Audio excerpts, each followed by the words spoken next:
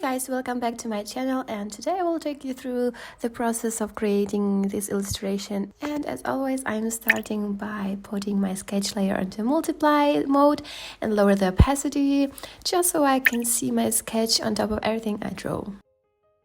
If you've seen my previous process videos, you probably know that I like to start with defining my main shape so I can just work on top of it later on.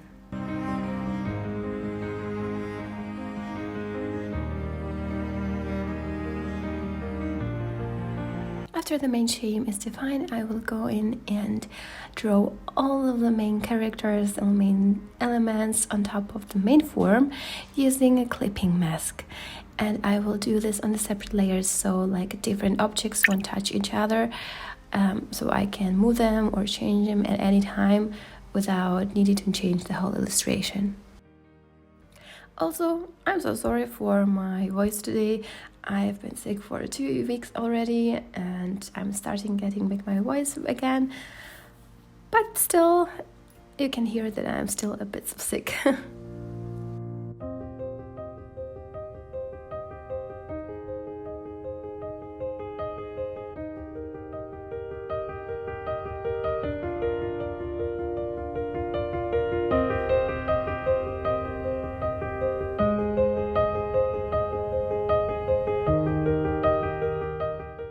Sometimes I will choose a certain color for a certain detail, but afterwards, when I'm not liking it at all, I will change it to something different. And this is why it is important to draw all of the elements on the separate layers so you can change it at any time. After I've defined all of the main shapes important to me, I'm going to add more details like texture, eyes, and so on.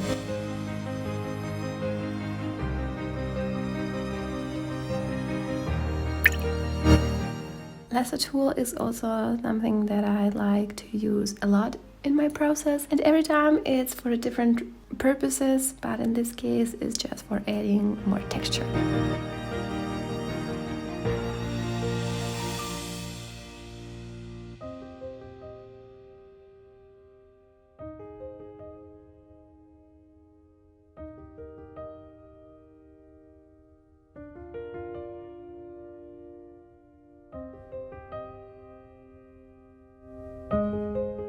And in case you're wondering whether I'm drawing from my mind and from my imagination, I will stop you there. No, I'm not. I have a raccoon reference put on my other screen on my computer, and I am looking into it as I'm adding color details.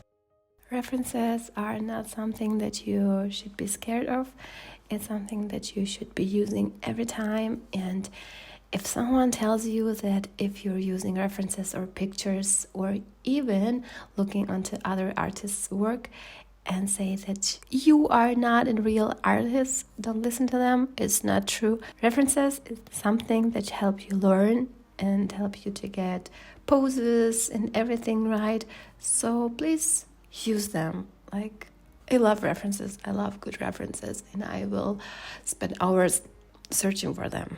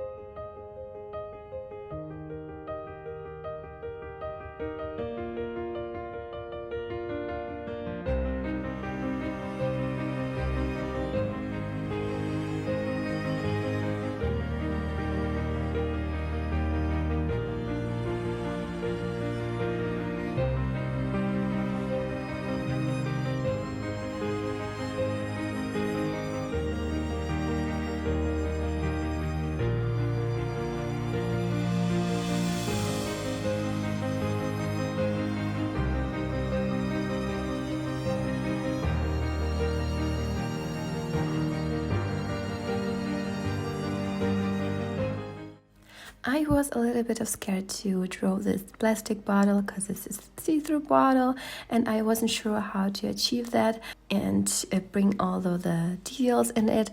But I'm really happy how it turned out. I'm really proud of it because this was first time drawing a plastic bottle.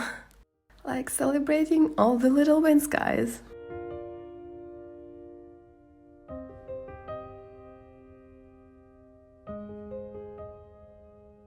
Also, guys, please comment how many flies you can spot in this illustration. I'm curious how many you can find.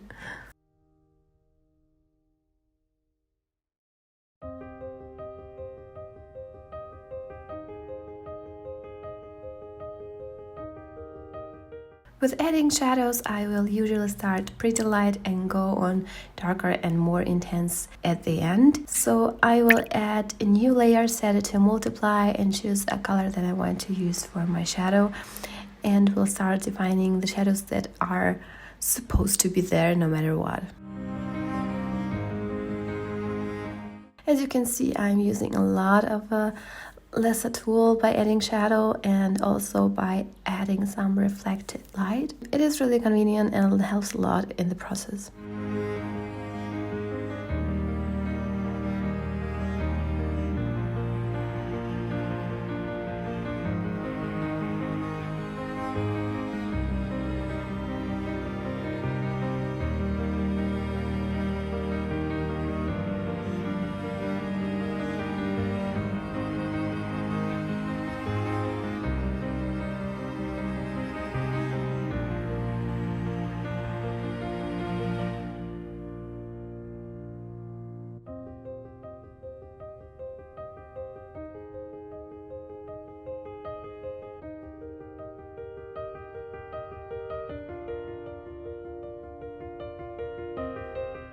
To be honest with you guys, I was planning to do a sunny day illustration, but as I was progressing with this artwork, I was thinking about changing it to a more like a night scene.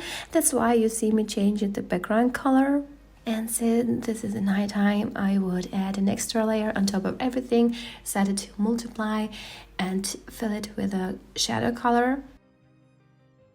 I was planning on adding a neon light colors as a light source, so that's why you see me pulling up a light reference on Pinterest, just as an inspiration and information for me, where the light is coming from, how it's reflecting, and it is really helpful.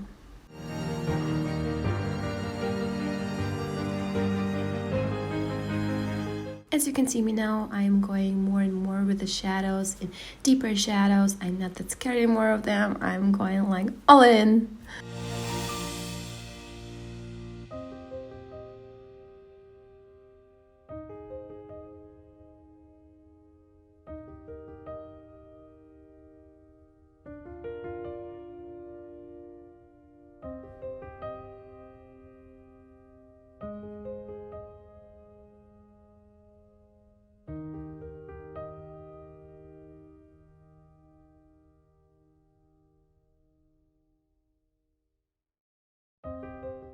To add an reflected light on the objects and my characters, I would add a new layer, set it to an overlay and lower the opacity.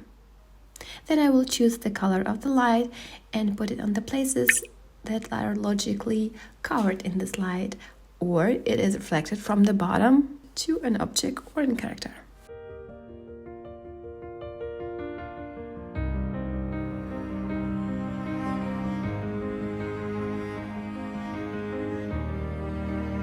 If you're not sure how the light is reflecting or you don't know where to start or how to put it, I will encourage you to put out some reference and start using it. I will do that a lot, not in this case, and I'm sure I didn't do it completely right, but usually I will search and take a look on a lot of different references and how the light is working.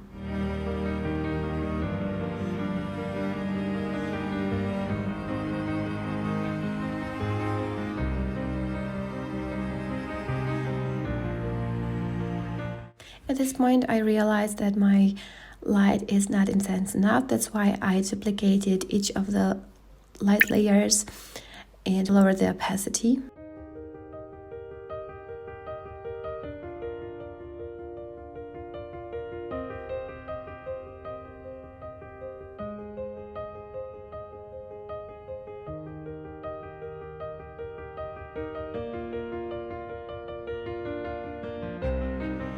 I am adding a new layer and setting to a color dodge, and later on I will lower the opacity just to add more intensity to the edges of the objects and my characters, because the light on the edge is more intense and I like how it gives this special effect to the illustration.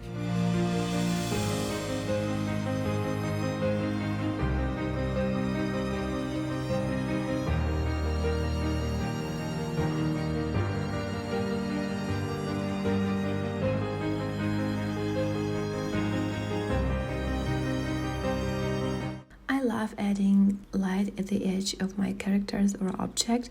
That's why I'm setting a new layer and setting it to an overlay and adding a thinner line to some places, as you can see me here.